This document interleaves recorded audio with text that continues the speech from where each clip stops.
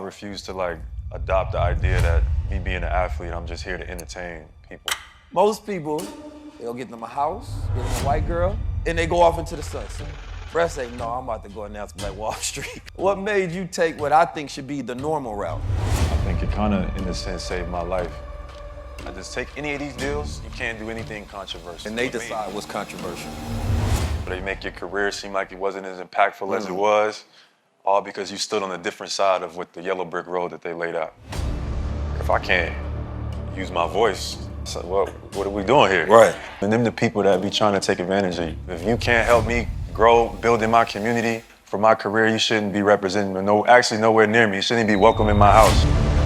Nobody even giving no pushback for it. I'm like, yo, you giving me $12 million? Right. Like, I mean, I'll kill you before I get $12 million.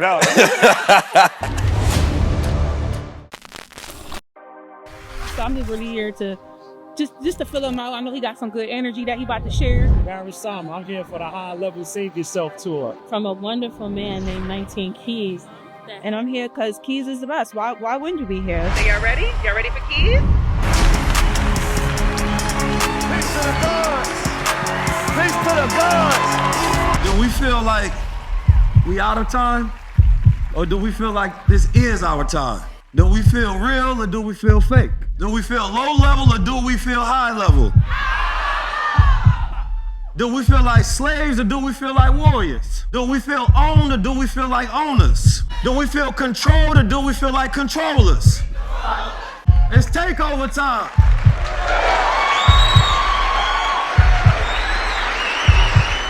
So I need us to stand up on our feet and I need us to make some noise for my good brother, Jaylen Brown. Just be still and then let the things just flow in your brain. Like you'll start to just think about your day or think about like what you want to do or what you want to manifest. That's God speaking to you is clarity. When you get still. Anything that's not radical, to me in this day and age is not good. How do we have high-level conversations with each other? We go to the hood, they don't want to have those conversations because that part of their brain is not activated. They are stuck in survival. We're focused on growth. We're focused on flourishing. We're focused on regenerative practices. I'm Jaylen from Detroit. Due to following 19 Keys, I got almost $1 million in assets free and clear. Come on, talk to the God, man. Nothing controls you. Not the losses, not the failures, not the ups, not the downs. There's no anxiety. There's no depression. There's no victims. It's just me in control of reality. This is the mindset of a winner. They only imagine themselves winning, so therefore they only win.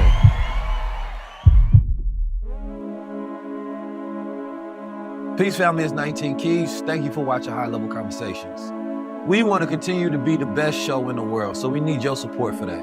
So if you enjoyed this conversation, if you enjoy the value of this channel and the rest of these High Level Conversations, please help spread the word. If you haven't already, please leave a 5-star review. And the best reviews, we will screenshot and post on the High Level Conversation page. And you will win one of many gifts that we have. We also need you to like and we need you to comment so we can be at the top of the algorithm. We're building out the platform that's going to take the culture forward. And every conversation is a piece of the puzzle so that we can elevate the consciousness of the world. Whether you're a small business or a big business, we have different packages that you can come in and help sponsor episodes so we can take things to the highest level. Now, I don't want to take up too much of your time, but if this is an exciting offer for you, then go to 19keys.com/HLC so that you can join the high level team. I appreciate you for being here and I appreciate you for watching this episode. Continue to stay high level. Peace, family. Peace to the gods. Peace to the gods. Peace to the gods. How we feeling today, family? Peace to the gods. Let me get everybody to stand up. How y'all energy? You're looking good. You're looking powerful. What's happening, brother? Peace to the God, man. How you feeling, brother? Blessing. Appreciate you showing up. How you doing, good sister? Pleasure to meet you. Pleasure to meet you. Come on now. Let's keep that energy high in the building. Pleasure to meet you. How you doing? Blessings, blessings, blessings. What's happening with you, God? Yes, sir. Look at all these beautiful, oh, my brother, blessings. The elders are in the building. It's my pleasure. I want to thank all of you all for showing up. The God is in the building. Let's go. What's happening with you, God? What's happening, God? Today, this all about energy. It's takeover time. It's takeover time.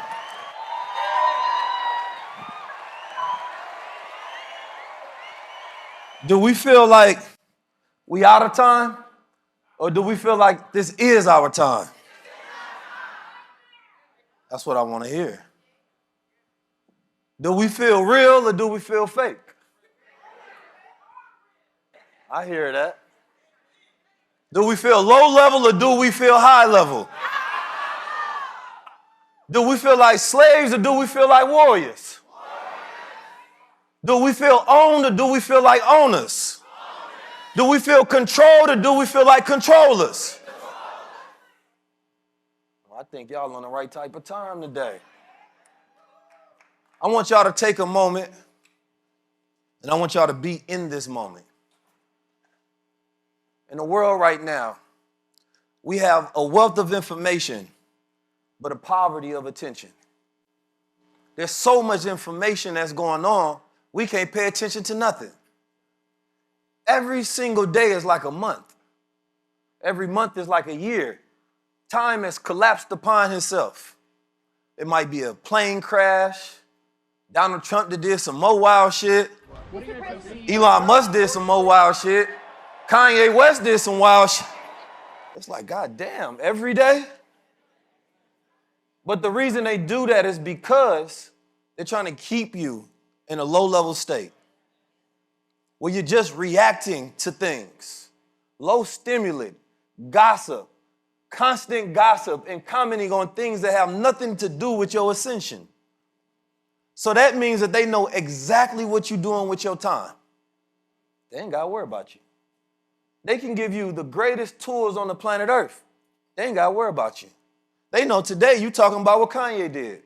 You're not talking about quantum computing. You're not talking about utilizing these AIs to create dossiers and self-customization to enhance and optimize your human abilities. They know that the world is stuck in a low-level mode. I'm writing a book, and this idea came to me about the Neocortex. The Neocortex is what allows us to have higher reasoning. It's what allows us to have high-level conversations and philosophies in the first place. It's what allowed human beings to actually evolve, to create systems and civilizations. When we have these type of conversations, that neocortex is being activated. Then I related that to the idea of Neo. In the movie, what he had was a series of high-level conversations that kept him activated so that he was not stuck in this low-level awareness. So he understood what was going on around him, and he had awareness and control over the machines, over the agents, over himself. It gave him the ultimate power. And throughout the book, it tells you how to consistently activate that Neo. You check yourself like, damn, I'm in a low-level state. I've been doom scrolling all day, and this Pakistani lady is taking over my feed. How can that capture you? Because we've been turned into docile little beings. They're ruling governments with memes. They know that people don't have enough attention, and when you cannot focus, it decreases your productivity. Well, if your productivity is low, then your human capital is not worth as much. So they justify replacing you with a machine. And we go on social media and we laugh. And as long as we're laughing, we're giving consent. See, they don't need to use weapons. The kings don't need to wear crowns. They own the networks. And we believe that we can beat them in their world.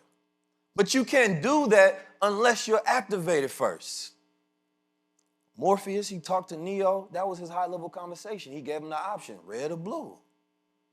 He chose to go deeper into the rabbit hole because radical means to get to the root. So when somebody say, Keys, you radical, you mean I'm just getting to the root of things? Shouldn't we all? Anything that's not radical, to me in this day and age, is not good. So the goal is also, how do we have high-level conversations with each other? How do we bring up ideas about philosophies and what we think when our family members don't want to talk about that shit? We go to the hood, they don't want to have those conversations because that part of their brain is not activated. They are stuck in survival. The neocortex is about evolution. It's about revolution. Where do we take things next? When you're thriving, you're thinking about how am I evolve? How am I going to grow? You have power.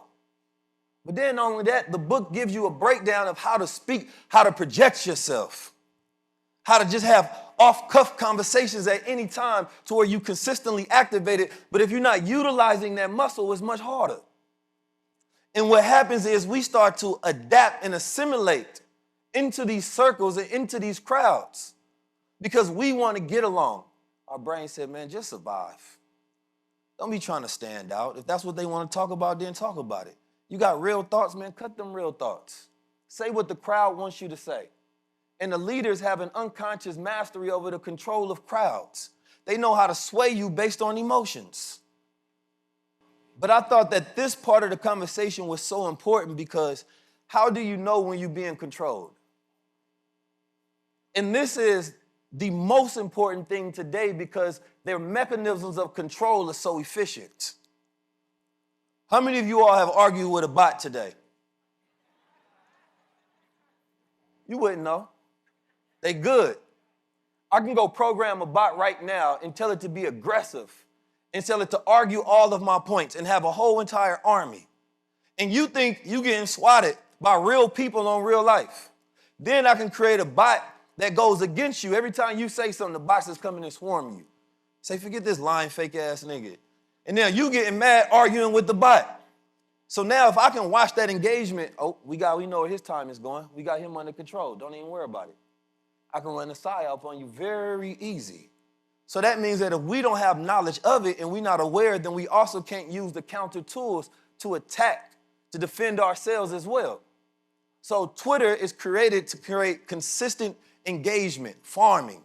They create meme coin tokens. Why? Because it is an attention economy. They know that back in the day, white folks was very illiterate in the 1920s and 10s. Black people were super literate. More of us can read. Our literacy rates was very high. So how did they get the white people to go against the blacks that had their own? They would put it in these propaganda-style cartoons, right? They'd show a black man with a white woman and say, look, they taking our women. They about to take over the world. Because they knew that they needed something that was low-level enough to pull on their emotions, right?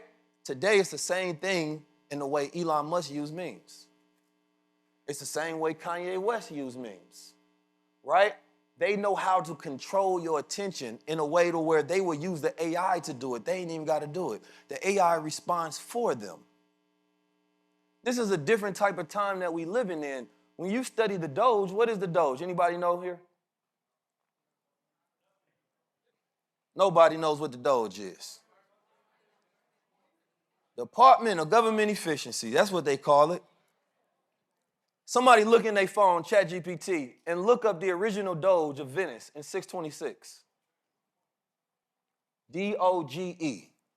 See, they play us because they know how to resurrect their ancestral blueprints to take control. So if you go look at it, anybody pull it up?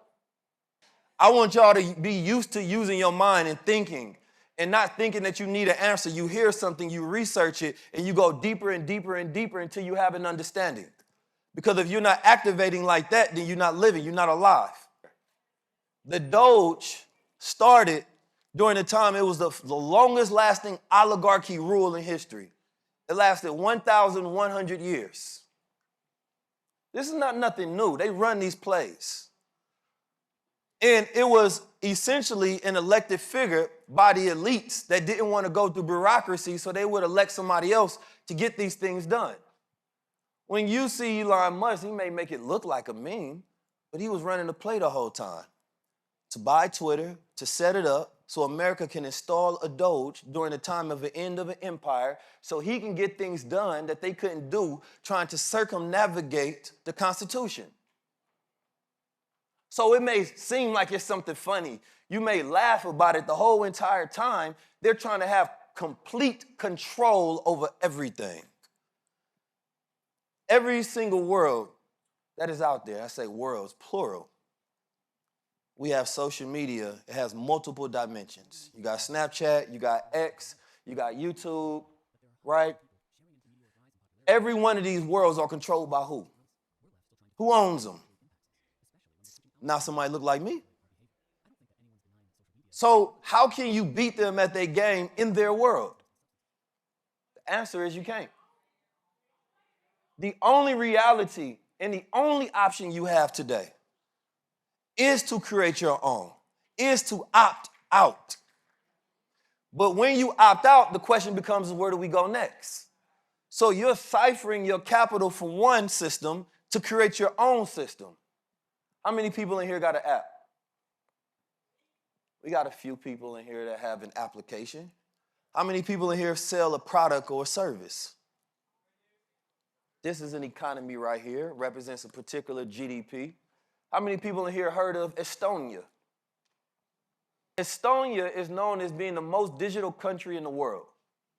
They started early when they see where the digital revolution was going, right? You can go over there and create a business in like 10 minutes. All of your documents are digital. You can actually become a citizen of Estonia.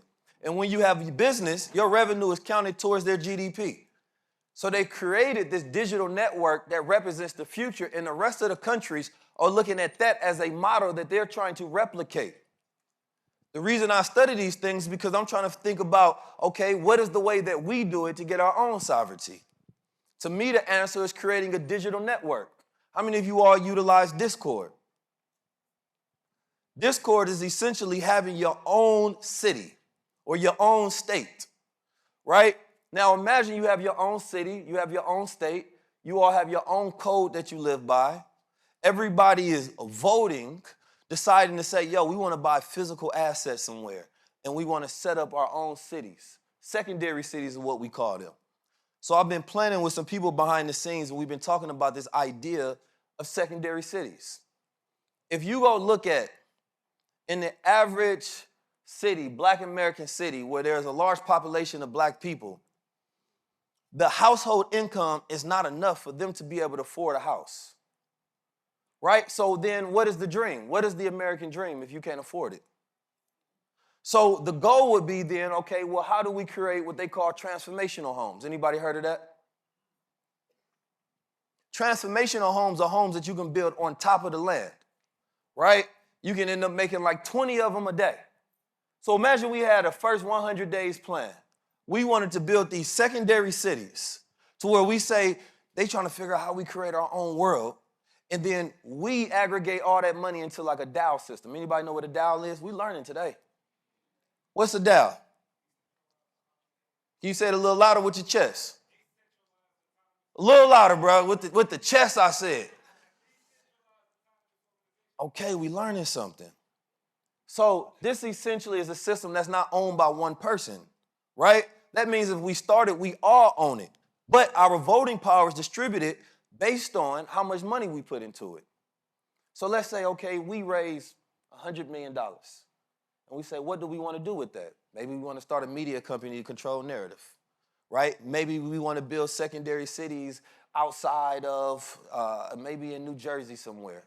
I don't know what the New Yorkers feel about that. That's why you get to vote, right? We vote. When that treasury goes to there, nobody can control the money but the vote. So that means nobody can steal. Right? What is the number one problem that we have with each other? Trust. So we be like, let's unify, but we don't trust these niggas. You know what I'm saying? Unify, you talking about with him? He did my bro wrong. So, okay, let's create a trustless system then. You ain't got to trust me. Trusted technology works. What is Bitcoin? It's a blockchain. Most people look at the price of Bitcoin. The value of Bitcoin is not the price. It's what it does. It's a technology. It has been unhackable thus far, and it's a decentralized system, which is the dream of any radical revolutionary. Saying that you mean that we can go outside of these systems, build our own DeFi, finance, create your own bank. Isn't that something we've been complaining about? We've been complaining about social media apps. How many people heard of Mastodon? Mastodon is essentially, each person in here can have their own server. It's decentralized, and people can jump into your world on your social media application, right? That means that we can have decentralized apps. How many solutions we getting so far? It's a lot. My thing is, I want you all to understand, why don't we know anything about this? How is it that we got all this black media, all these black podcasts, all this so-called black conversation, but no solutions? That means it's all low-level conversation. That also means to me that it's controlled low-level conversations. Because they know these things exist, but they don't want to give you real tools and real solutions, so you see progress as ownership instead of symbolism. How did they do this? Any Pan-Africans in the building? None of that. Y'all done with that, huh? Trying to see. I had a video about this, and I was doing some studying. And the video title was Pan-Africanism is a PSYOP. Now that almost caused some controversy until people actually watched the video. And I was giving a breakdown of how in the 60s, the CIA was funding groups to have these Pan-African conversations. Now, why do you think they was doing that? Anybody? It is because they wanted you to see the cultural symbolism, the feeling of being an African as more important than actual ownership. So what did the Nation of Islam have? Who was the greatest economic blueprint builder? Elijah Muhammad. But when we talk about history, we talk about what? Black Wall Street. O.W. Gurley. We want to make it seem like it happened 100 years ago. It didn't happen 100 years ago. He had an economic blueprint. He had an aviation trust school. He had banks. He had supermarkets. He had a temple almost in every city, a school almost in every city, right? They had restaurants, right? They created jobs and businesses. But how come we not taught this? That means there's a version of history in every one of you all head. A version of history. But whose? His story, not our true story. Our true story, he'd be like, wait a minute, that was an economic blueprint. He gave an economic model of how each person at the time can get 5 cents. We're going to need a little more than that, right? If you adjust it for how much they was making during that time, it was a brother during the meeting they called Savers Day, and he said, they act like we just doing pennies over here. He said, our estimated revenue this year is $50 million. Adjusted in today's time, that's $500 million. So that means that we have an economic blueprint to follow. Then if you adjust that by adding decentralized tools like blockchain on top of it, we can supercharge and get something done in 100 days. And any problems that was happening during that time with people that they couldn't trust, we ain't got that problem no more because we have a trustless system utilizing this technology. So they said, we don't want black people to take up this mindset that progress represents ownership, right? That progress represents us creating our own businesses and equity instead of civil rights. Right? We wanted y'all to just focus on equality and the gestures of it. So they would fund these conversations with some of the scholars in Africa and academia, and also they wanted them to paint America in a nice light at the same time. So instead, no, just wear the Kunta Kinte cloth. Just feel like you winning, right? Just get you a new bill passed. Instead of saying that, no, we own the bus systems, that's progress, right? We own the building, that's progress. I'm my own landlord, that's progress. I go to my own grocery store, that's progress. We started counting black progress as what white folks allow us to have instead of what we have our own. So they changed the narrative. Not only did they do that one time, how many of you all are deeply familiar with the Seminoles? What if I told you that your ancestors weren't slaves, they was warriors? What if I told you that they had a 41-year war that ended 4 years right before the Civil War in America? Then you ask yourself, well, why weren't we taught about this in a certain way? What if I told you that the Underground Railroad, they had several skirmishes and battles where they was killing for their freedom, not just running away? It was pure guerrilla warfare and tactics. Then you got to ask, well, why they only tell us like they were just running and had this little network? Why did they teach history in that way? Because they wanted you to become pacifist. They didn't want to make it seem like y'all wasn't scared, y'all wasn't afraid. Every year, throughout this term of slavery, so-calledly, There was a fight, there was a battle, there was an insurrection, there was a war. America spent billions of dollars in today's adjusted time fighting the black Seminoles in Florida. Matter of fact, it's part of the reason they had to have a civil war, because they saying, why are you spending all this money trying to re-enslave these Negroes when we actually need that to build up America? So white supremacy wasn't profitable and it became too costly. So they ran, they schemed. Why you think the black Americans was so good when they got in war? You think they just went straight from chains to warriors? They was already fighting. We was the first blood that was shed in this country for this country on the battlefield. They had guerrilla warfare tactics. They was taking over ships. And I'm talking about during a harsh time of war. To survive a few battles in war, boy, you had to be lucky or cold. And they was both. They had the spirit of the ancestors on their side. They knew the layouts of the land. So when they was fighting in some of these mucky places, they knew how to handle themselves. Now I think about that psychologically.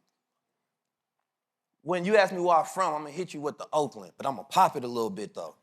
You feel me? I'm from Oakland. You feel me? I want to make sure you feel me, because when I say I'm from Oakland, I'm saying it with a sense of pride, right? When you speak from a sense of pride, you feel like a winner. In the mind, unless you feel like a winner, you can't win, right? If you feel like a loser, you start losing more, because that's the frequency you on, right? If you feel like the victim, you get victimized more. So I can't have y'all walking around like y'all winners. I can't have you feeling like you a hero. I can't have that to be the sense of pride. I need the story that you need to go all the way to Africa to feel pride about yourself. I need the story that you need an ancestral download from a DNA center to feel like you somebody, right? I don't need the story in your mind that y'all was fighting wars and insurrections and y'all was tribal and y'all was inventing and innovative this whole entire period, and scientists, and y'all had scholars before we was free. I don't need that to be the story. I need you all to feel like you ain't shit. Every single day when you walk outside and you starting from nothing, I don't need you to feel like you had ancestors that had plans and they executed those plans successfully. I need you to feel like Martin Luther King was just some dreaming ass nigga thinking about his kids going to school with white folks. I don't need you to think about him being an awakened man saying, wait a minute, we need to boycott Coca-Cola. We need our own economic base because we gonna get exactly what I think we gonna get. But that goddamn house gonna be burning by the time we in it. And don't we smell the smoke today? It's burning, it's hot. And we fighting to stay in it. I'm not saying leave America, I'm saying build your own America. We built their America, we have yet to build ours. So the stories that we tell ourselves are the most important. It's how we go about seeing ourselves, our psychology, how we interact with the world. Growing up in Oakland, I had the story of the Panthers. Radical, resilience, revolutionary. I didn't have the civil rights story. So I never thought about those as my heroes. I thought about men who did something about the condition that they were in. And they executed and they stood on it, and the women were right there planning and organizing everything right alongside. I grew up in a paradigm where I seen black men with money, power, knowledge, right? And if you mess with them, they will kill you. That's how I grew up. I never had this picture of weakness in my life about who we are. Then social media came. And I realized everybody don't think the same. Some of these niggas lost, B. I'm like, God damn. So y'all don't feel like how I feel? And then I started studying. I said, oh, because if I was to take a child today and I indoctrinate them with African-American studies, what type of mind do I make? The same mind that's out there complaining today. If I teach him his story in my way, a way that empowers and invigorates his spirit, he's going to believe he can do anything in the world. But if I teach him that he is a slave, keep your head down, tuck your tail, right? And be careful when you go out there in the world, because they might shoot you and knock you down. Be careful dreaming too big, because Black Wall Street was shot down. But I ain't going to tell you nothing about Elijah Muhammad creating an economic blueprint. And now you should ask the question, well, why did his fail? Well, it didn't. Not in that sense. The idea was successful. His son didn't want to continue it. So then that tells you something about family and the importance of generational wealth. His son dismantled it. So when you're building something, you have to create sustainable systems, creating trust and things of that nature, because a family is how you project yourself into the future. You have a son. I teach him rites of passage, making him into a man, telling him who I am, what my plans are, where he comes from, what his last name means. Now, that's 50 to 75 years in the future, depending on how long he lives. He has a son. That's 150 years into the future. They have another son. We 300 years into the future. Just by one seed, we can control 1,000 years. Who's done that? They showed us a model. Go look at the last names of the products. Go look at how men built America. These are family institutions because it is the best way to take an idea and control time, over time. So we've been focused on localism, right? Local activities. What's going on in the hood? What's going on in the streets? That information cycle is stuck in your head. Then we start focusing on nationalism. Let's create our own nation within a nation. Some people are prideful of being patriots and things of that nature. My Moorish brothers know about nationalism. Then we got social media, and we started thinking about globalism. What's happening in Palestine? I feel for those people. What's happening in the Congo? I feel for those people. Man, I would rather use TikTok than Instagram because they got a better product. That's globalism, right? But what did our ancestors do? Our ancestors had Cosmism. Their connection was to the cosmos. They planned based on astronomy, not astrology. So it's fine that you know your astrology sign, Virgos, Tauruses, Scorpios. But do you know which solar cycle we are in? What solar cycle we in? We in solar cycle 25. Y'all remembered the song. Age of Aquarius. See, coach it gets you, make you feel like you're doing something. We in solar cycle 25. That means that every 11 years, they measure the sun's activity, right? Based on the sun emitting solar flares to Earth. During solar cycle 25, we're at the point in time where they have what they call a solar maximum. That means that there's more solar energy coming to the Earth, right? So that means during this time, there's more energy, during heightened times of energy. One of the worst electromagnetic storms in history happened on the very day that Black Wall Street fell. The exact same day. If you study history, they blocked out radio frequencies and a multitude of other different things. But scientists have done studies and show that it actually affects human activity based on skin conductance, get your heartbeat rolling. And when I was doing my study, I showed that there's conflicts that always happen during those times of solar maximas. So I said, 2025 is about to be a wild year, no matter who wins. Because based on the solar cycle, I can predict that this is going to be a hot year, right? We're going to be hot-headed. There's going to be people going against each other because in a time of chaos where you don't know where to put your energy and you connected to the news cycle instead of the cosmic cycle, they got you controlled. If a woman don't know her cycle, she can't plan around that. And then we're not operating with the moon cycle. We use the sun only. We're not 13 moons in like the Ethiopian, right? We got to go to work at a time where our biological rhythm, that cycle is not operating at heighten. So now they're telling you to work, but this is not even the best time for me to be working and thinking. Their goal was, how do we control your time to control your mind so you never align, so you never on your God body. And because you got some of this melanin conductance, it's actually harder for you. You need more of the sun, right? It affects you a little different, and they did studies to figure out how it affected them, not how it affected you. During those times, it was also times of technological revolution and cycles. So for me, the studying of artificial intelligence only made sense. If our people don't get into this technological cycle, we will be left behind in time, trying to figure out why everybody else is leaping us. So what did the Asians do? They made everybody who went to college study engineering, study coding, study big data analyzation. We study things of culture, which is fine. We should rule those things, right? But we celebrate college enrollment and college degrees without having nation-building skills. So the goal now is everybody that I consider to be the revolutionaries is the devs, the architects, the engineers, the software analysts, the philosophers in today's time, because those are the things that will allow us to build our own. The efficient models is utilizing decentralization apps, right? So that we can then create systems instantaneously where we don't have to trust each other, and then we can figure out how to trust each other later.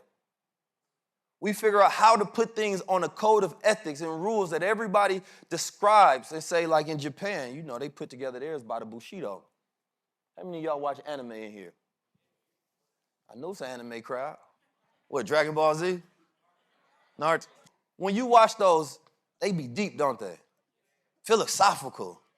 That's because they make sure they put the Bushido, this code of honor and warriors and the shogun, right, and the samurais into everything that they produce. So they immerse their culture, their children in it, so it shapes their culture over time. Because they know social media have them losing their goddamn self. They don't want to be like us, right? They the original, not like us. And they say that to the whole world. And when you go over to Japan, you can see like, y'all civilized over here. Ain't y'all clean? It feels different, I ain't gonna lie. So when I think about that, I say, okay, what are the top things that we need to get together? We have to get together our ethics and our virtues in a culture, right? And we think it's okay that we can be nothing, right? We can just be just thoughts and bots. And we ain't got to get our shit together. But if we really wanted to do it, that means in every aspect of the culture, we would embed our philosophies of our ancestors that taught us righteousness, that taught us philosophy. So we had a way and a reason we did everything that connected us deeply. Do y'all agree? So that means in our cartoons, that means in our movies, right? That means in our podcasts, that means in our clothes. Everything should have some kind of meaning. That's how you start to shape a culture without them even knowing it. Because it has an effect on your DNA. It has an effect on the way you think. So inside your home, you have to create this environment that forces you to think a certain way based on what you see. You mirror that, and then you produce it in reality. There's no other way but the hardest way. And we keep asking for the easy route. But men are made in hard times. Suckers are made in easy times. And a man is looking for not something easy, but something hard to prove he is who he say he is. So if the black man be screaming, I'm the God, we'll prove it by creating your own world. What we need to create our own world? Somebody said land. Land, land, land. I like that.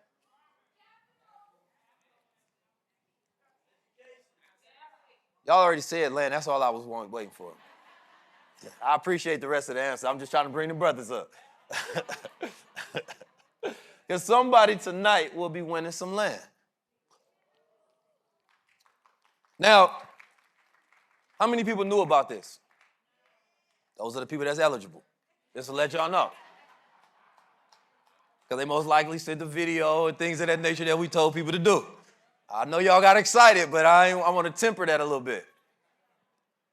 So, I have some brothers that I did my last tour with, man. They are incredible, and they've been teaching and helping and guide us when it comes to getting our land back, because black people have lost so much land over time, right? And this is our rights, our connection to the soil, right? I want y'all to give a round of applause, get on your feet, make some noise for the Acre boys. What's up, y'all? What's up? What's up? Thanks to the God. New York, how y'all feeling? Nah, New York, how y'all feeling? So, rule number one of having a high-level conversation, Supermind coffee. Before you get started, make sure that you're not dry. This helps stimulate your humor. Make sure you throw a couple of jokes in there. Make sure they like you. Make sure you smile a little bit while you're talking as well. It actually helps make your tone of voice more soothing to where people want to listen to everything that you say. You're actually more likable. Now, all right, for real, I can't do all of that. But it will help you with your mental focus and any fogginess so that you have more clarity in your thought and your speech as you're speaking to people. So, make sure you get some of that Supermind, because this is for good-looking people.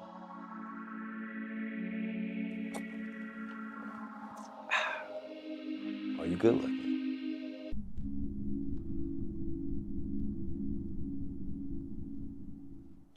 So, Acre Boyz, for those that may not know us, Acre Boyz are active land investors. We have closed over 500 transactions up to date of buying and selling land. But more importantly, what we like to brag about. Yeah, make some noise for that. Yeah. I used to think that was really cool too, which it is. But what's more cool to me at this point is that we have helped hundreds, if not thousands, of other people that look just like us do the same exact thing. So I'm more proud of that we're out here, we're preaching the word and actually imparting this into our community. We're taking everyday people with no previous experience of land investing, that don't know the knowledge of it, that don't know the lingo of it, and they're coming into our community, they're taking the lessons, and they're going out and they're buying land. How many of y'all know that you can buy land for less than $500? There you go. I see it. She know. And we're in New York, right? 500 or so in. I'm telling you right now, less than a 2-hour drive, you can go and buy land for $1,500, right? $1,500. Anybody like $1,500 deals? Y'all sure about that? And that's what we're talking about the resources. So we start there. We start with building resources. We show you where you can go and get the land for inexpensive prices. Then we put it back on the market to put some resources in our pocket, because I know a lot of y'all, they have visions of building family compounds. You have visions of your homesteads and things like that. We know because a lot of people hit us with all of these ideas. But it's going to start with the resources. It's good to have these big dreams and have these big goals, but we have to have something that's going to finance these dreams and finance these goals. So we have to be smart. Once we do find things that's resourceful, we have to be smart with our earnings and make sure that we're doing the right thing so we can hit those goals when it's time to hit those goals. Because there's a lot to conquer. Our race, we own less than 3% of all commercial land, less than 2% of all agricultural land, and less than 1% of all farmland. So we got a lot of catching up to do. Go ahead and get the information from people who already implemented it and double down on that, and the results come a lot faster. Make some noise for that. All right, so here comes the time where we're going to give away some land and we're going to start somebody's journey into land ownership, right? When we think about the available land and what we can do with it, that's the most important thing. The only thing we should be thinking about right now is opting out and creating our own systems. That's the only hero. That's the save yourself blueprint, right? We exist in a time where houses cost too goddamn much now. The average person can no longer buy them. So they're going to create the plan to say, right, you won't own nothing and be happy because they're going to have you as renting forever. You won't be able to afford cars, so therefore you'll be buying robo-taxis from Elon, right, utilizing somebody else's service. Everything will be as a service, but we can also utilize land as a service as well, right? And once we learn different business models to put on top of that land, as we were talking about earlier with transformational homes, which is actually depreciative towards your taxes, right? Then you can start creating instant systems, and then the people on that land you can serve if you got wells, right? If you got your own energy. So therefore, you're actually making income at the same time. Then what a problem we have is what? Food deserts, right? So then we can create the greenhouses and things of that nature. So the actual real strategies that work, oi cotton, fine. Y'all got people to notice there's a problem, right? If that's what you want to do, we need you out there to do that. Now, how do we organize that energy to say, okay, what are the assets we want to buy? I then give you all the plan. You agree to that plan. You vote and say, you know what? I want to buy the assets in Arizona, right? We want to start building there because based on the way you all laid it out, this makes a lot of sense. So now you have active ownership into something. So you're not just utilizing applications and you got a 360 deal, right? Instead, you have ownership of the applications that you use from the beginning, and nobody owns them but the people. These are models that I believe in. So today, giving away this land to me represents helping somebody to get on that journey to take these type of blueprints and bring them into reality. So would you like to announce the winner, and would y'all like to make some noise before somebody wins? Everybody get off their feet. Let's go. All right, Keys, and before we announce the winner, because Acre Boys, this is our 7th giveaway. We've gave away 7 acres up to date for absolutely free. And one of our previous winners is actually in attendance tonight. I told her I was gonna shout her out. You didn't know. She came all the way from Nebraska to be here tonight. She's one of our previous Acre giveaway winners, Miss Mary Lafayette. Just wave your hand.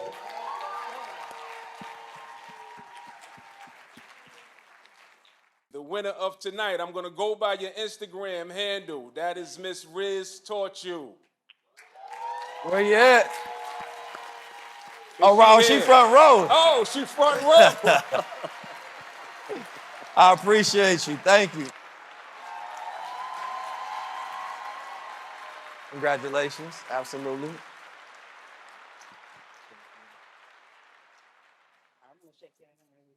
So this is symbolic of the land ownership. So this is yours, saying that you are the winner of today's acre of land. Now, for those who don't know, an acre of land is like 90% of a football field, right? You can fit like 2,000 square foot homes on an acre of land. You can actually do a lot with it, right? So everybody should be looking and participating what my brothers have up here, Acre Boys. Everybody should be owning land, right? That should be one of our movements. That should be the thing that we're pushing for 2025. We come here next year and every single person is a landowner, right? So we're gonna have a program that you all can get involved in as well so we can actually make that goal coming to fruition. Donald Trump and them had their first 100 days, all right? We will have our own 365 days. That's right, that's right. Thank you. And congratulations to the sister. Absolutely.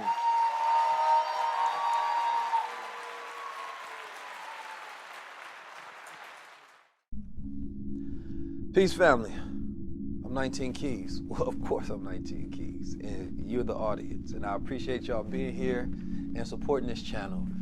Now, if you really want to support and you feel like you've gotten value, please click that little button over there that says like, make sure you subscribe, and make sure you leave 5 stars for the audio experience. So if you believe my voice is soothing, and you believe that this intellect is stimulating, please help support us so we can continue to support you. We are #1 in the world. We want to take over all the gossip casts, all little rumor boys, all of that stuff, and we want to replace it with high intellectual stimulating conversation that shifts us to the next world. So help me help the world by clicking like, subscribe, and leaving the best 5-star possible review you can. Even if you're using AI to write it, I don't mind, as long as it's positive. Peace. Now, we got some more giveaways. So if you didn't win, you just haven't won yet. My brother Quay is going to be giving everybody access to his app for free for the next 30 days that actually gives you trades and signal in the options market. So every single day, they're giving you trades that you can take. It's like the Tinder for stocks. So you can get off that Tinder and you can swipe on this one. So they're actually making you some money, and there's going to be a free financial literacy class teaching you how to trade as well attached to it. So we're going to have a promo code a little later that we'll be displaying that everybody can download. It'll be free for 30 days. So you can opt out, right? But for the first 30, you can definitely opt in. And you can literally make money, right? The trading winning rate is somewhere around 70 to 80%, right? And every single day they're taking them. It gives you notifications, the whole 9. So I want you all to be prepared for that. So give yourselves a round of applause for showing up today. Now, we do have a special treat. We got more things to come. I wanted to be like Oprah today. You know what I'm saying? I didn't tell you about no special guests. We ain't do nothing. I say if the real ones show up, then I want to reward them. So we've been up here talking about Black Wall Street and how we're supposed to move during this time. I have a brother who represents that in real time. We want to see people do for self, right? We tired of seeing our athletes just go for Nike deals. And we like, don't y'all got power to just create your own brand? Right? Aren't y'all intelligent enough to voice the fact that when you get millions and millions and millions of dollars, shouldn't you talk about what you're going to do for your people? Well, the brother that I have coming today has done just that. in front of the whole world. He has voiced that with a level of courageousness because he comes from a background of fighters. His father was a fighter. His grandfather was a fighter. And so today, not only is he fighting for his space, he's actually winning. They actually won the championship. So he was an MVP. He beat y'all team.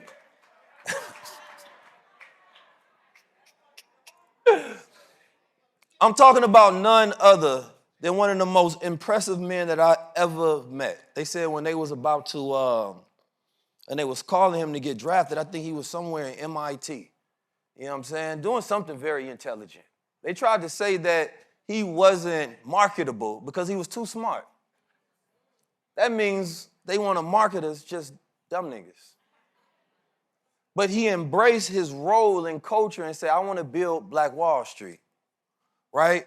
And he's been working, doing initiatives behind the scenes, but not only that, he was brave enough to go against Nike and say, I'm going to build my own brand. And he put out his own shoe. And it's amazing. I have the shoe. Everywhere I go, somebody is asking me about it, and I had to tell them, I say, if you do the thing that we say everybody should do, then everybody should praise that so that the next generation is saying, I want to do the same. Otherwise, then we're the hypocrites when we try to call somebody else out, but then we don't get praise so that the younger generation is looking like, man, he got to look for being smart, creating his own shoe. It's successful. Everybody is wearing it, right? And becoming prosumers. It didn't match my outfit today. Otherwise, I would have had them on. So don't get that wrong. But my brother actually showed up. And today we're going to have a high-level conversation about what he's doing with his brand, what it means to be resilient, right, in Black Wall Street, because I believe that the time right now is about all resilience, right? In the age of distraction, where you're focused and operating, you're trying to say, how do I stay in flow mode? When every single day there's something new that jumps at you. We don't want to be reactive. We want to be responsive. We want to have the ability to respond so that we're responsible with our actions. So when you have that mode of resilience, you know how to move no matter what's happening. You stay in flow mode. So I believe that he's somebody that stays in flow mode when he's on the court, and he might hear something in the news, they talk about it, but then he still goes out there and he's still dropping 30. You feel me? And they still winning. That requires a certain mentality, and I believe today all of us need to have that mentality, the mentality of a winner. So I need us to stand up on our feet, and I need us to make some noise for my good brother, Jaylen Brown. Can we move these chairs? I learned how to touch it without you. My brother could have been anywhere today. He decided to be here with us. You know, I could easily put on the flyer, Jaylen go be there, and a lot of people would have showed up, but I don't think a lot of the right people. I think the right people show up because they believe this is the right place to be, regardless of who's going to be there. And that happens to be you all. But today, we got a superstar in the building, man. I ain't talking about myself. My brother, I would love to get your thoughts. As I was talking about resilience and the mindset of a winner, you deal with so much, right? You have people coming at you left and right. You have the news, right? You have other players, other teams. You have the coach. You have the association. You have so many things, family. And then you have to go out on the court and still be in flow, right? One thing that I learned was that successful people can keep the same stoicness between losing and winning. So I would love to know your idea of what is a winning mindset. How does one stay and develop a resilient mind during this age? I think you said it, you said the key word, and I think I give credit to it. I think it kind of, in a sense, saved my life because, you know, in reality, I'm a little bit crazy. Yeah. You know what I mean? Shit, me too. So when people be playing with you or playing with your intelligence or you trying to diminish your greatness or attack your character, like the first thoughts that come to mind is crazy ones. You know what I mean? Yeah. But stoicism being able to control my emotions has, in a sense, allowed me to stay the course. Because, no matter if I'm, up or down, no matter how I'm feeling, I've adopted this mentality. I got a job I got to do. It's a mission that we on. I got a family to feed. I got a community to uplift. So I keep that in mind. Personally, I might feel tired. Personally, I might feel emotional, but it's not about you. And I think Stoicism kind of helps you adopt that mentality and that approach. So like, you can take those steps and those initiatives forward. Because in reality, dealing with the media, dealing with, like corporate America, dealing with, all these things that, people of culture gotta, deal with in order to feed their family. It's tough. It's tough. It's a running joke in my organization and in Boston that people be like, "Oh, Jaylen never smile." On your Frederick Douglass. They call me Sunshine. Like, here comes Sunshine. It's because I can't be that way in this space when I know like y'all don't operate on the same principles that I operate on. It's not honor, it's not nobility. They hide being mischievous through business. And that's the norm for them. But like I was raised, like if I'm gonna walk through a door, I'm gonna walk through the front door. I'm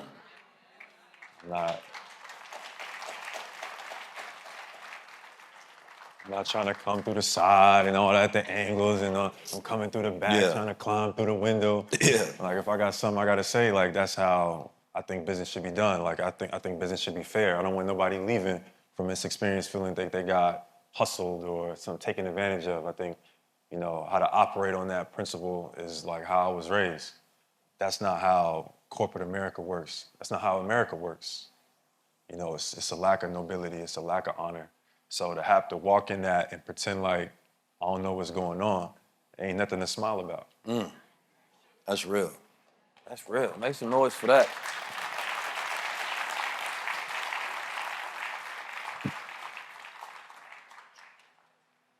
Resilience is an object's ability to get back to its natural state after it's been taken away, right? When I look at us as a people, we're very resilient because there's many a times that we've been taken out of our nature, taken out of our state, and then we get right back into place, right? Melanin is resilient in the sense that it absorbs harsh radiation and then converts that into energy. And when I think about us as a people, we're very resilient in the same way biologically, we have that exact mentality psychologically, right? Because no matter what happens to us, we get back to it. And we're better than ever. So you decided to say, what was it, 50 million? Nike tried to pay you something? Yeah, that was an accumulation of... It was accumulation of deals. How many of y'all took that Nike deal? You ain't... Like, I turned down a McDonald's deal. I thought I was something. They ain't even tell me how much it was worth. I don't even want to know. Don't tempt me. He turned down a Nike deal. Not only that, he created a brand, and you had a tagline in there that said, "I didn't see the brand of the future, so I created the brand of the future." And when I look at your brand, everywhere I go, when I wear the shoes, people are asking me, "Yo, where's that from?" Right? Where did you get those? And it's dope because it does look like a product of the future. I want to know your ideas behind that psychology of creating something that's futuristic looking. We talked about this in the back, and I think it's super relevant now. So as we talk about, Black history or what we taught is Black history, it's important to also talk about like Black futurism and what we want to see and bring and manifest into the future. So the industry needed change. I'm the vice president of the union, so they voted me to represent all of our players from the basketball side. So I speak. Thank you. And I've been doing that since I was about 22. I'm 28 now, so about 6 years. So I've been on a lot of Zoom calls. Yes, sir. But in the midst of that, you know, you learn the intricacies of a business. You learn, you know, how, you know, things operate. You know, you learn, you know, how to build a brand. You learn how, you know, the ins and outs of ultimately a billion-dollar industry. A lot of our players have complaints. A lot of our superstar players have had complaints throughout time. They've been mistreated. Like once they finish their deal or their contract, that they can't put out things as quickly as they need. Like they can't get them to their community or get them even to their family members. Like they don't own their IPs, so they have no say-so. They forced to renegotiate deals post being a superstar and generating this amount of revenue for a brand. And now they forcing to take this lesser deal now that they no longer playing. And like, now it's just knocking them off. Like, I generated this amount of money for your company, and now you just doing me like this. Mm-hmm. There's a bunch of players that have this story, but they don't want to share it out loud because of the embarrassment they feel. Mm-hmm. But I'm like niggas need to hear this. Yeah. Because if I hear that story, that make me like weary of even signing up with you. They dangle the glamour of trying to make you a star. Like this is the package. They show you like, we'll put all the industry behind you to make you a star. From this brand to this brand to this brand, they all friends. And they go after who they feel like they can make the absolute most money off of. And they only offer these people you seen on all the commercials, the people you seeing with these big deals, and you think they using the machine to force them to be like an undeniable star. Their talent is already there, but now they're being globalized. Now they're being pushed. And all these brands, they are just monetizing off of them. The deals that they actually getting is not that lucrative. Like Jordan was one-on-one. Nobody surpassed Jordan since, not LeBron. And we in a whole different era. That was over 40 years ago. Damn. So they dangling, this stardom, and they push you and they offer you these deals and you getting a few $1 million, but they generating so much more off of you. Right. All these brands are generating so much more off of you and they want to keep it like that. They want you to feel like we're gonna make you a star. And then once you get awake or once you finally figure it out, maybe at the end of your career, maybe some I can name have figured out midway through their career and start to speak about it, they take all of that back. They snatch it back from them. They assassinate your character or all these other type of things. Or they try to make it seem like you, not as good as you are. They, kind of like run your career off. They've done that to some New York legends where they make your career seem like it wasn't as impactful as it was. All because you stood on a different side of what the yellow brick road that they laid out. So I think explaining that, I say that just to say, like, people gonna make their decisions and do what they're gonna do regardless. You could tell people, this is the worst thing in the world and people gonna sign up for it anyway. But somebody's gonna listen and somebody's a parent of our next generation of talent, of influencers, of entertainers, of athletes. Somebody's gonna pay attention and go about handling their journey a different way. And that's what I do it for. Make some noise, for sure, for sure.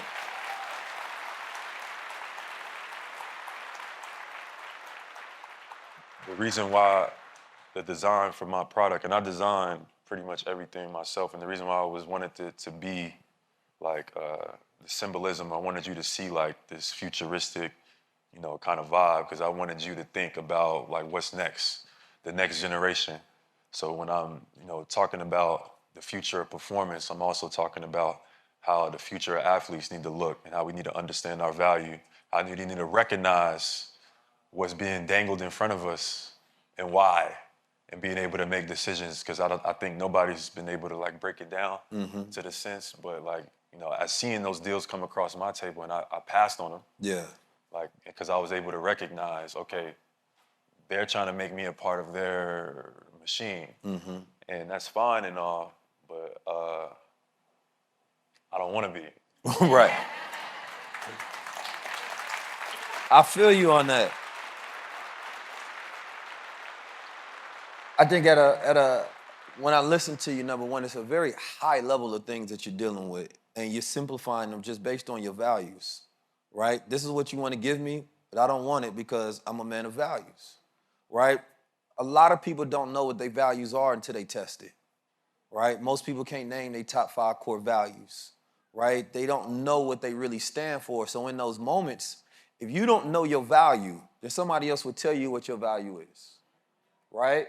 And if you don't know your values, right, then you don't know when you're selling your soul. So your values keep you aligned with who you are so you don't feel shameful when you go home for making a decision that goes against your values. So what I hear ethics, right? I hear values, I hear virtue. I hear you think that I need significance through this deal, but I already know myself. And most of our culture is built off this aspirational obtaining of something to try to feed our ego, to make us feel more than what we are. Because if we grow up in a home to where we didn't get enough love and significance, then we look for that in accomplishments. We look for that in validation. We look for that in deals. We look for that in awards. We look for that in rewards. But when you know yourself, none of those things move you, right? And so when I'm listening to somebody whose psychology is aligned the right way. And most people, they have so many people around them that's telling you, no, take this. What's wrong with you?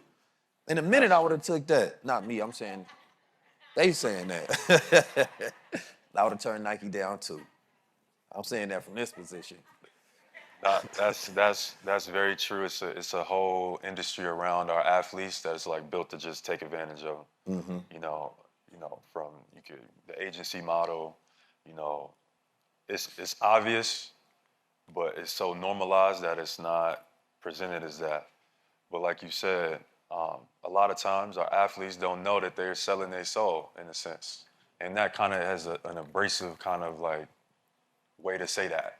Like selling your soul, but like the deals and things that they offer, a lot of them comes with you quieting your voice. Right. Like a lot of when you sign to these brands, that's one of the first things. Like if you say certain things, like we can terminate this deal at any given point.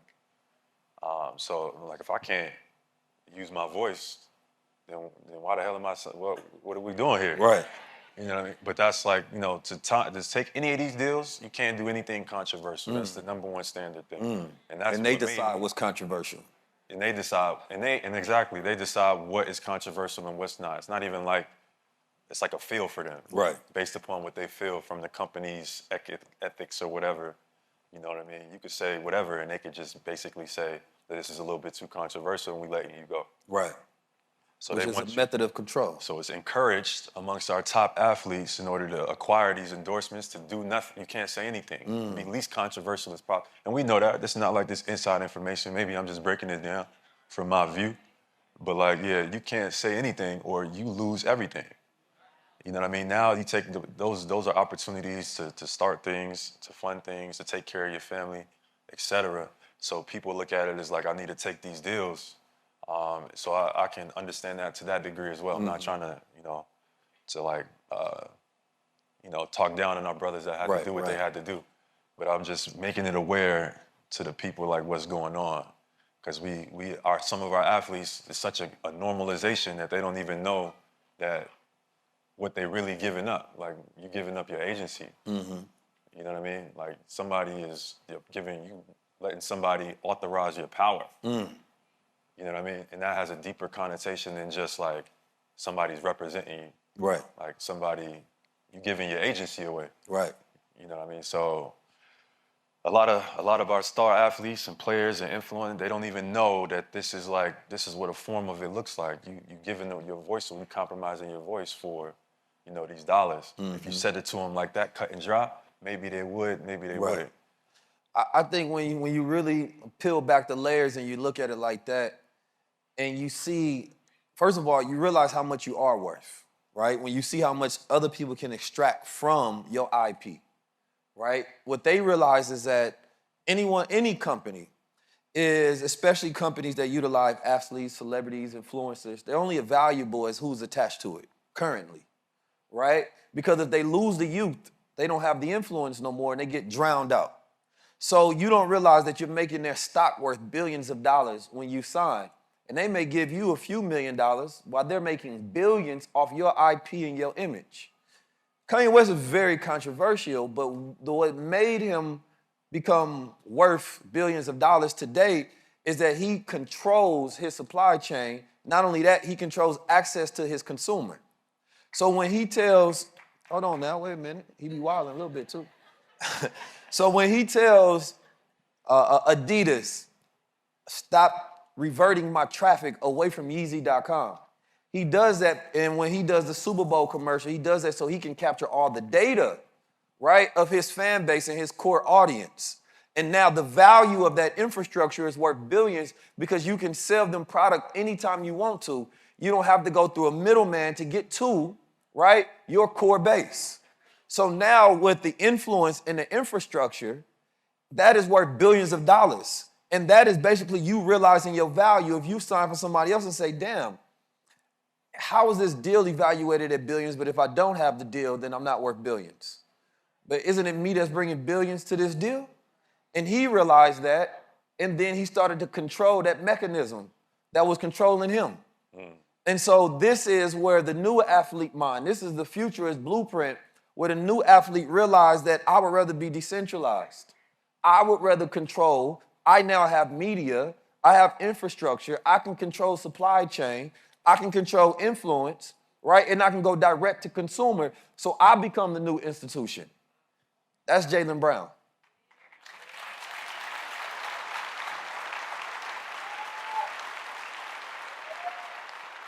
Now, I want to talk about this economic piece real quick because you got one of the biggest, not the pocket watch, the biggest deals in NBA history, and you did something unprecedented after that. You announced that you would utilize, right, your platform to create Black Wall Street again, which is something that most people would never do, right? Let's be honest. Hold on now. I might not like what I say next. Most people, they go get them a house, get them a white girl, you know what I'm saying? And they go off into the sunset. This is the normal blueprint. Brett say, no, I'm about to go announce Black Wall Street. So what made you take what I think should be the normal route? I'm not even gonna say the radical route because a lot of times they like to put these things as radical. I like how you said To me, that. it's normal, Yeah. right? And we have to expand the space to be like, that's not radical. Building wealth is not radical, it's normal. And the energy in which we speak to certain things is like, it gotta be normal too. Like it is normal and it should be normal. Like I refuse to like adopt the idea that me being an athlete, I'm just here to entertain people. You know, and they want us to, that's it. They want our athletes, our musicians, our entertainers, our people of influence to think that we just here for entertainment purposes. And I'm gonna forever disagree with that. Like, you know, some of these young people that's coming up now got God-given abilities that you can't even hide. They running and jumping over cars. They rapping at the speed of light. They using their words and their imagination to think things that we wasn't even possible to think. And this is not meant for entertainment. This is meant for influence. It's a difference. Like, so I think this is the norm, you know? So like when they talk about like why I went up there and said what I said or did what I did or why I'm gonna allocate my funds to this, because being a part of a community and seeing some of the problems and seeing some of the things that people of color, Black people have suffered and through institutionalized racism, through hegemony, through, you know, systematic things that have trickled over time that led to like where things are today, that people like to just pretend like never happened or existed. You know, I think it should be normal for somebody to use their influence and their platform to stand up for their community, their family, to represent their culture, and shouldn't be afraid of that. The people around you or the people around me is like, nah, man, just focus on basketball, just focus on you. And them the people that be trying to take advantage of you. Come on, make some stand up for that. Let me reshake y'all energy as well. I see some of y'all. I want to make sure we keeping the energy high on this. When we say it's like a new playbook, this is the new normal, is what I want people to understand. I want you to download this as the new normal. Y'all have y'all favorite basketball players that Jaylen keep on beating. Talk to them about this. You know what I mean? Go to the game and yell Black Wall Street. Let's make this normalized. We have to stop making these things like they should be whispered about when our communities are suffering. But the people that's representing us is like a part of it, the agency model. 100%. Because they, and this is my goal, this is my thing. I'm a union guy. Because I want to see the next generation of athletes be better than this generation. Like that's one of my goals. But what comes across my desk is that a large amount of our players, around over 50%, within the first 10 years of retirement, are losing majority of their wealth. They're going broke within the first 10 years. So the people, the financial advisors, the agents, and stuff like that, the people that are representing them ain't representing them well. It's not working. How are you play for 5 to 7 to 10 years and you made X amount of millions of dollars and you ended up giving it right back. It's a whole game to give it right back. So the people that represent you is who we also should be wary of, because if you can't help me keep my wealth, if you can't teach me how to handle my business, or I'm 18 years old, then you shouldn't have been representing me in the first place. I'm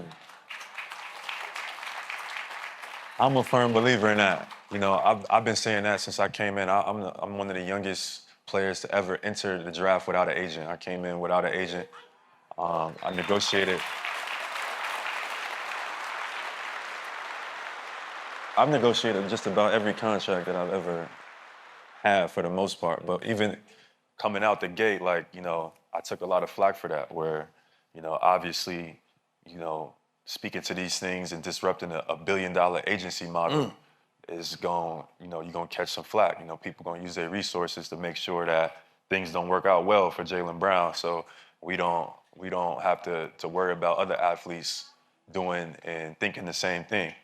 But I'm thinking of it like this: I worked this hard to get to this position, and there was no agent there at that point, and I used my talent, and now you are able for this deal, and now I got to give you 4% that's untaxed. 4% is millions. And the people I work with are great, so I want to give a shout out, because I think differently than what the norm is. Yes, sir. So sometimes when you're trying to have people that are not used to seeing these models, and I'm trying to force them nah, this is how we doing it now, they lose patience. So yes, sir. I want to give a shout out to my team and the people before I say what I'm about to say. Yes, sir. But my last deal was for $300 million. Technically, my agent would have got 4% of $300 million. So that's $12 million that I would have to give to an agent, and that's untaxed. You know what's crazy though? I just started to be an agent. I've been going to school for it. I only charge 2%. And what's crazy about it, it's so normal. Nobody even give no pushback for it. I'm yo, you giving me $12 million? Right. I'll kill a nigga before I get $12 million. And everybody else talking about, no, we did it too. You did. It's you know what I mean? Yeah. That's the type of conversations I like to have with the next generation, just so they can think about it and process it. Not saying that all agents are wrong and bad, but the whole agency model needs to be improved. I look at that as we need some solutions for that, because our players are still going broke. Our players are losing majority of their wealth. Our players are not turning their wealth and building on it and building empires in their community. So it's the people that are representing them is not working, and they can get mad as they want to get mad, but it's not. I'm looking at all of our players who are struggling from these things, and they don't care, because they just get the rights to get the next player. Why we keep giving them the rights to get the next players if we're not seeing them benefit and they seeing how they did the last ones? But we only see, and they come to us and they dangle these things in front of and our most talented, this is where we go. This is where they go to. We get sent to the same top organizations that acquire so much influence off the backs of us, of our influence. Now Yes, they have their own brands. You know, now that they can go and do their own things and make their own investments off the influence of representing a bunch of us. But where's us left after that? Right. Like a lot of our athletes is not doing as well as they should be, and they blame it us. We was 18 when we came into we was 17 when you came in and put this contract in front of my face. He was 18 years old, and now I'm to blame. Right. You know what I mean? I do feel like we do need to continue to have those, financial literacy conversations amongst family. But I also believe if you can't help me grow, build in my community, help me take care of my family, help me build a plan for longevity for my career, you shouldn't be representing nowhere near me. You shouldn't be welcome in my house. Jaylen, speaking of financial literacy conversations, I see my brother some EYL in the back. Y'all make some noise for my brother some EYL.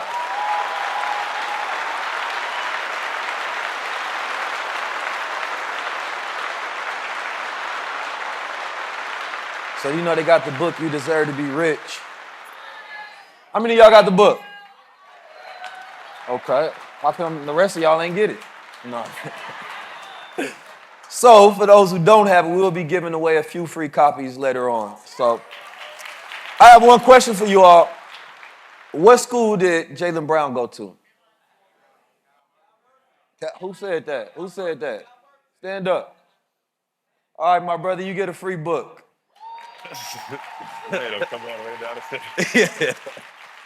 We ain't got the book up here. I just wanted to see you. Yeah, so I appreciate you. We're going to get you the book later, though. Now, I love your enthusiasm. Nah. We got you. Yes, sir. Appreciate you, brother. Yes, sir. You gonna make him come all the way down? He got the spotlight, though. No, he going to come back later, though. We're going to take a picture of the whole night. That's another thing, exercise. Yeah. No, it's activity. You know, speaking of, right, you be meditating like I do. I seen a picture you was floating one time. And it's a very important thing, right? I meditate.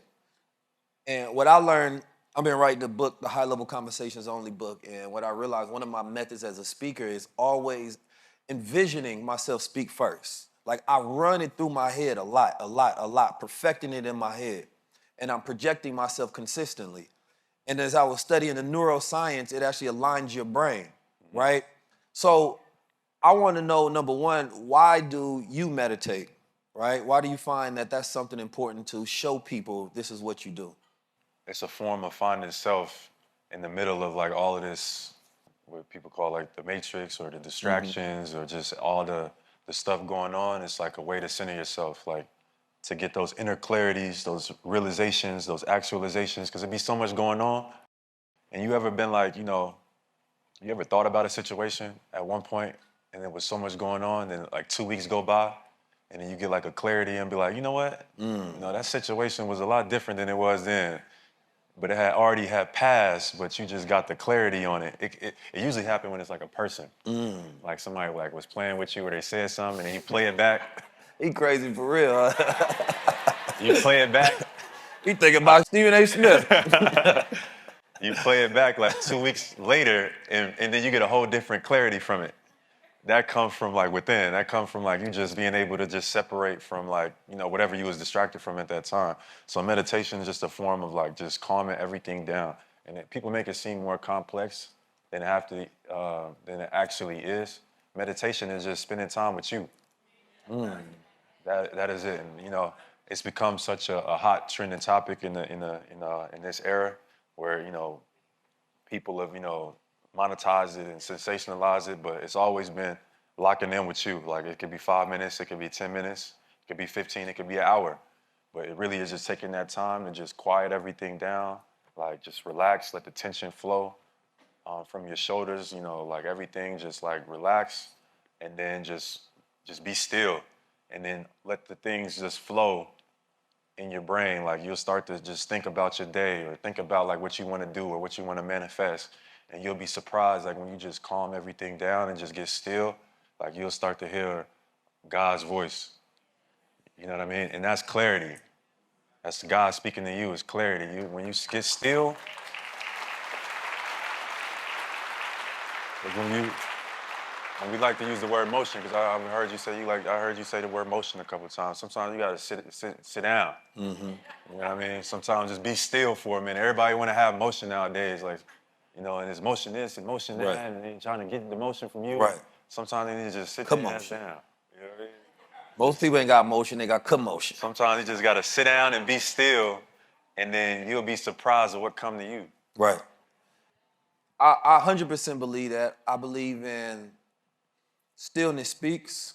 I believe when I want to get out the world and go into myself, I like to sit alone in silence and in darkness.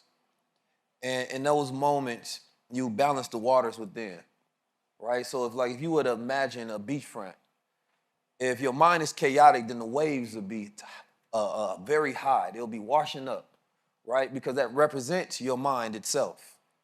So I know when my mind is clear, it's because when I close my mind, I can see those waters very still and very calm within. And so it also is finding low dopamine things to do so that you're not constantly seeking these high dopamine hits, right? Through social media. Instead, I would rather get my dopamine from actual execution, right, in goals. So what we end up doing is, in lieu of actually executing something in real life, right, we're going to social media looking for a like to feel good. But this is not good. Anybody seen that video I did on Monk Mode, right? So y'all ain't subscribed to the content. What I'm hearing. But the idea was that you go out of society for 60 days, right?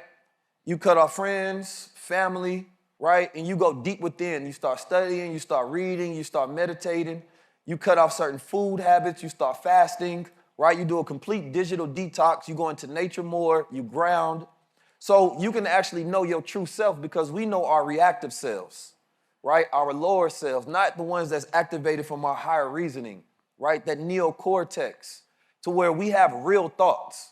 The reason why, one of the things I try to do a lot, I say, in a conversation, how can I get somebody to say, I never heard that before? And you can only do that if you're not saying things that's in the algorithm. You have to know what you actually think, which means you have to pull away from it. Think about it.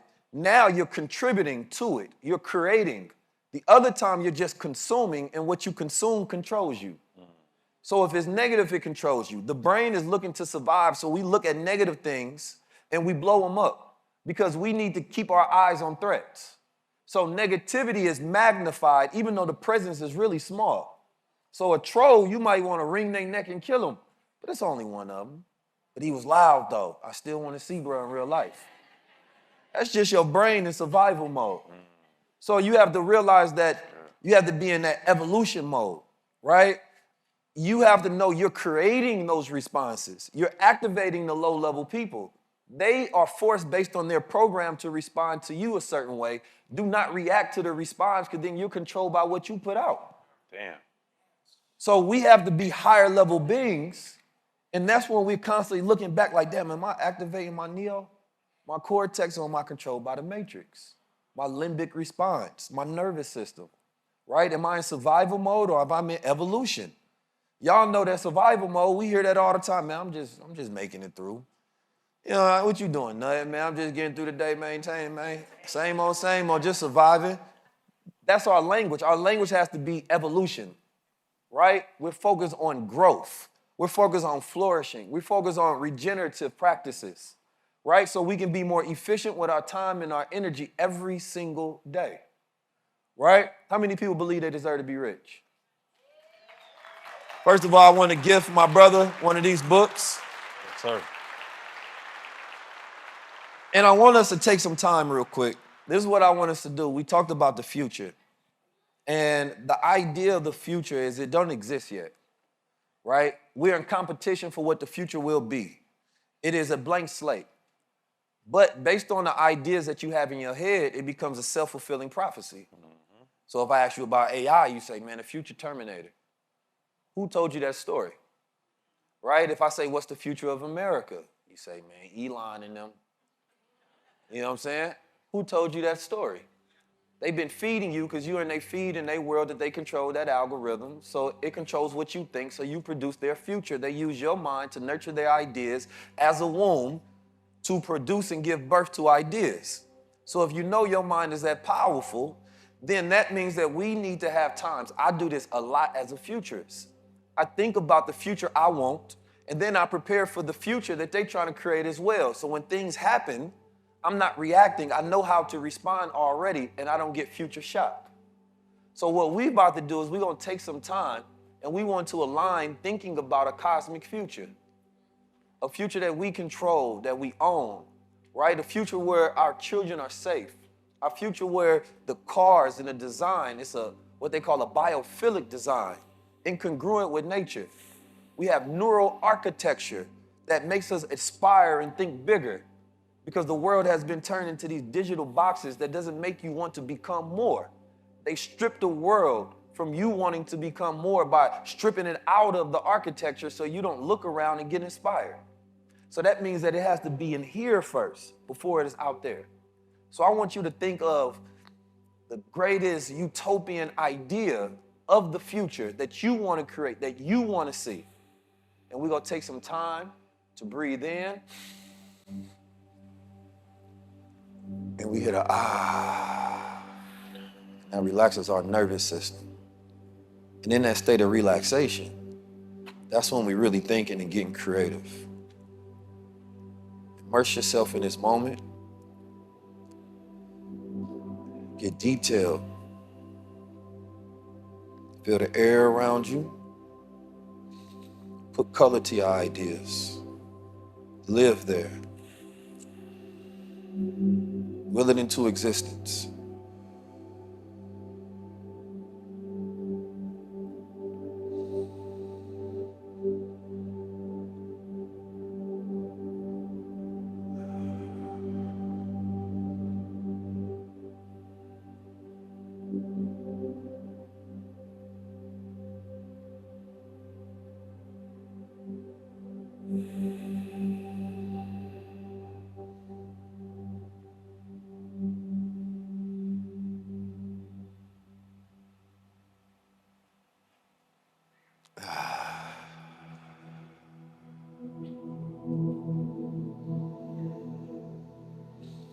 Deep breath.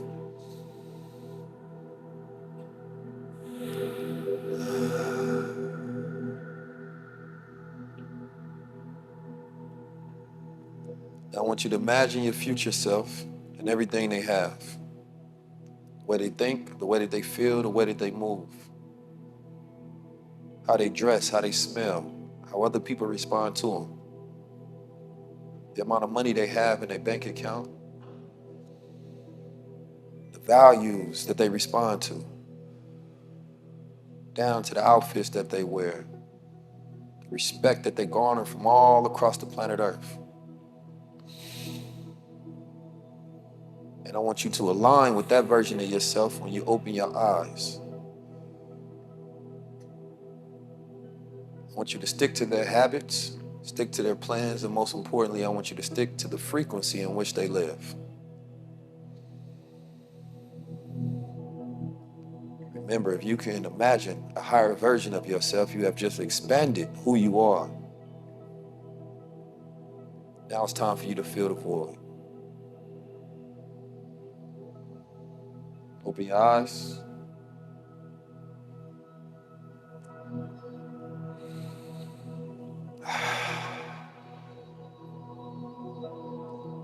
Just feel what it's like to be calm for a moment, to sit still, to be in complete control of everything.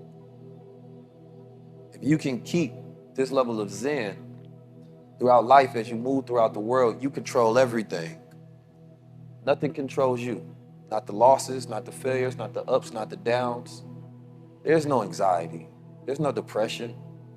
There's no victims. It's just me in control of reality. This is the mindset of a winner. They only imagine themselves winning, so therefore they only win. Let's control the future, y'all. Make some noise. Get everybody, give a round of applause for my brother Jaylen Brown. And more important, I want you to give a round of applause for yourselves. Shout out to my good sister in the building. Yo, we got a lot of superstars in the building just within this crowd. You have to look around.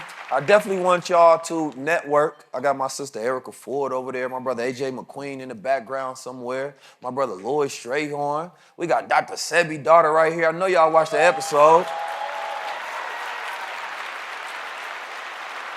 And I'm sure there's many more people. And like I was saying, this was about who shows up. In this time in the world, there's only gonna be a very small select few that are chosen. So when you can curate an opportunity and the chosen ones get together, you might not have known this the person you need to partner with, because in our minds, sometimes we have an idea of who we want to work with. And if it's not that brother, sister, friend, or this person that we choose, we become disappointed, not knowing the person right next to you is aligned with the same exact goals and values. They're in the same space as you for the same reasons. These are the people that you need to work with in this whole entire New York area. These may be your future business partners. Might find your future wifey in here. It's all high-level men if they coming out here. Ladies, if they smell good, they got a crown on, get busy. We need more black families. Not tonight, though. Y'all got to get married and stuff. But again, I want to thank my brother Jaylen Brown. We're going to get into a Q&A, but my brother is the MVP of the NBA, and he decided to not only do that, he wanted to be the MVP of his people and the culture by working to help build Black Wall Street.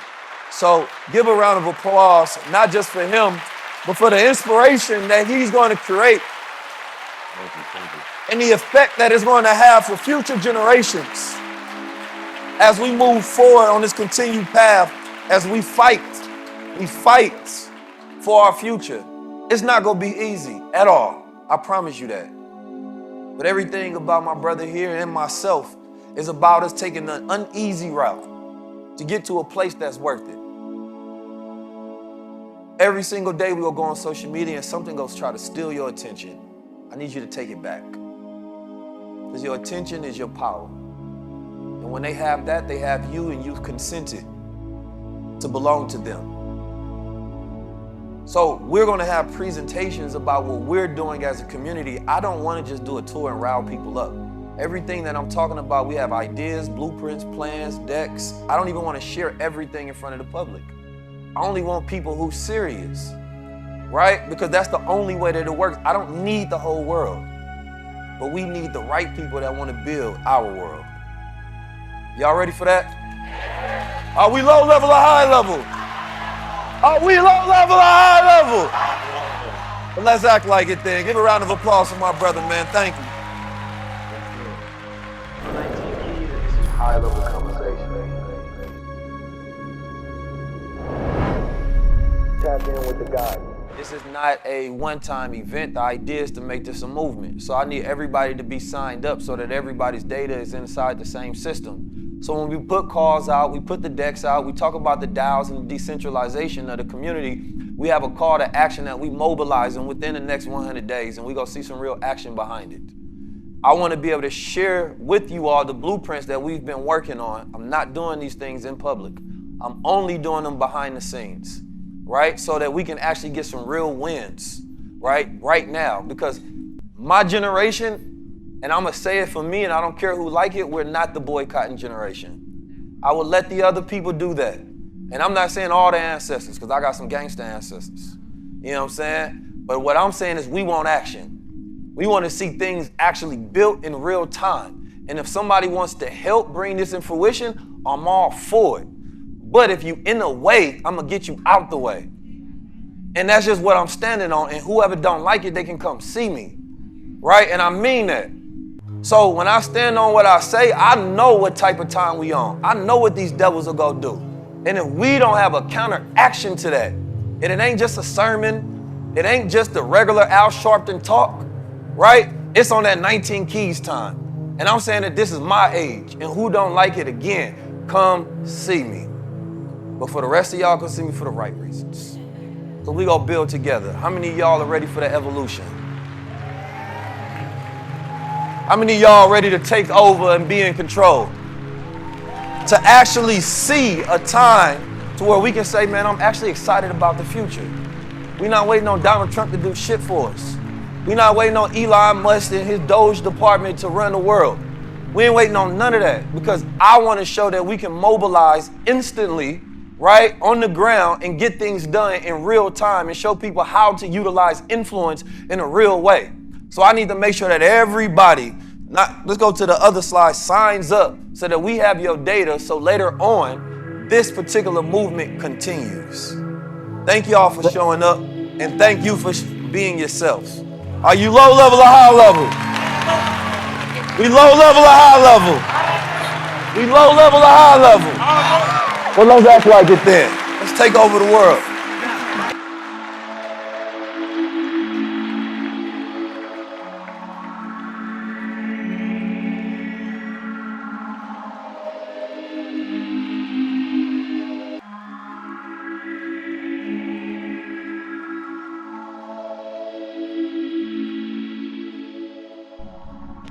Supermind coffee cup.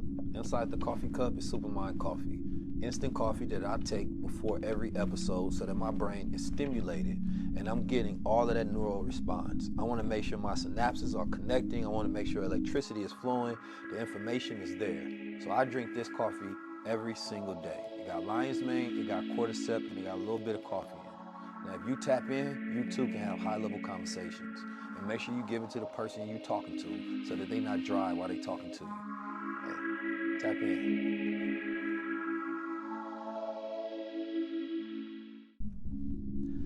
Peace, family. I'm 19 Keys. Well, of course I'm 19 Keys, and you're the audience. And I appreciate y'all being here and supporting this channel.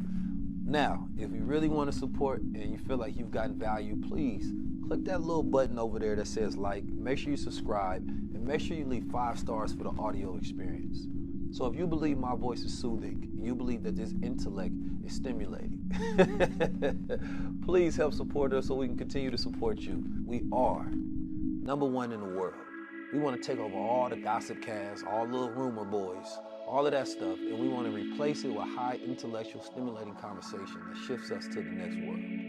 So help me help the world by clicking like, subscribe, and leaving the best 5-star possible review you can. Even if you're using AI to write it, I don't mind, as long as it's positive.